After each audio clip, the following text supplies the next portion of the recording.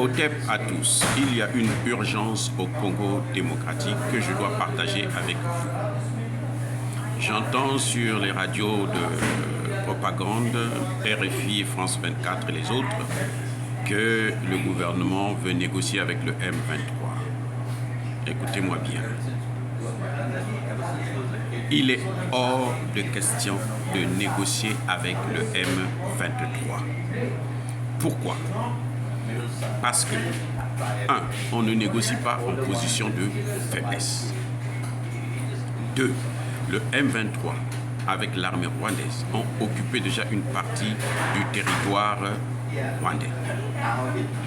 Et que si toute négociation reviendrait à reconnaître de fait les territoires occupés, c'est-à-dire, si le Congo démocratique, le gouvernement de Tshisekedi veut négocier avec le M23, ça veut dire qu'ils vont mettre sur la table les parties déjà occupées, les villes déjà occupées, et de fait les laisser au M23 et au Rwanda.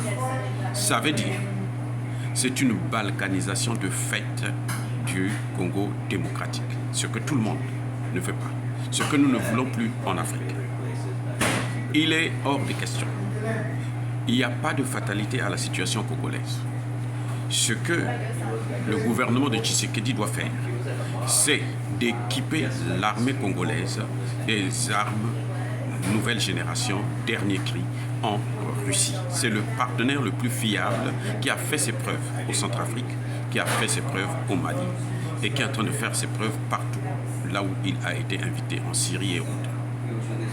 Si Tshisekedi ne le fait pas, si Tshisekedi pense que la situation doit être résolue par les pays qu'il invite ici et là aux alentours, ce n'est pas à ces pays-là de le faire. Vous savez très bien que les pays de l'Union africaine sont tous, ou presque, corrompus par ces Occidentaux. Donc quand ils envoient leurs soldats, ils viennent pour terminer le travail, pour finaliser le travail. Alors, Tshisekedi doit compter d'abord et avant tout sur son armée, sur le peuple congolais, sur l'armée congolaise. Et il doit immédiatement faire partir la base, les soldats de la MONUSCO, des Nations Unies. Que Tshisekedi sache que c'est sous son mandat, c'est sous sa responsabilité, c'est sous sa présidence que le Congo est en train d'être balkanisé. Qu'on le veuille ou non, même s'il se passe pour le meilleur démocrate, selon, bien entendu, les Occidentaux qui veulent l'endormir, qui veulent lui baiser la gueule, et qu'il accepte les yeux ouverts, ça ne nous regarde pas. Mobutu était qualifié de dictateur selon pratiquement tout le monde, mais le pays n'avait jamais été occupé. Kabila a passé plusieurs années. Le pays n'a jamais été occupé. Si on occupe maintenant, c'est parce que Tshisekedi ne fait pas ce qu'il faut. Chaque fois qu'il veut faire avancer le dossier, il a envoyé son ministre des Affaires étrangères, par exemple en Russie dernièrement. Le lendemain, ce sont les Américains qui viennent, qui lui promettent 1 milliard. Et lui, il tremble devant l'argent. Cette imbécilité doit s'arrêter. L'Occident, ce sont eux qui sont en train de, armer le Rwanda. Le Rwanda est le paillasson des Occidentaux.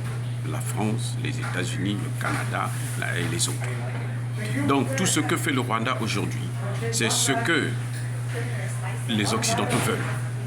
Ils ont essayé de faire ça avec le Mali, ça n'a pas marché. Ils ont fait ça avec le Soudan, ça a marché. Ils ont fait ça la première fois avec l'Éthiopie, ça a marché quand on a divisé l'Éthiopie de l'Érythrée. Ils veulent le faire encore avec le Tigré, ça ne marche pas. Que Tshisekedi sache, l'objectif c'est de diviser l'Afrique, le Congo démocratique parce qu'il le trouve trop grand et trop riche. Il faut le morceler, le balkaniser. Et s'il n'introduit pas cette situation dans la réalité, alors c'est qu'il ne vaut même pas.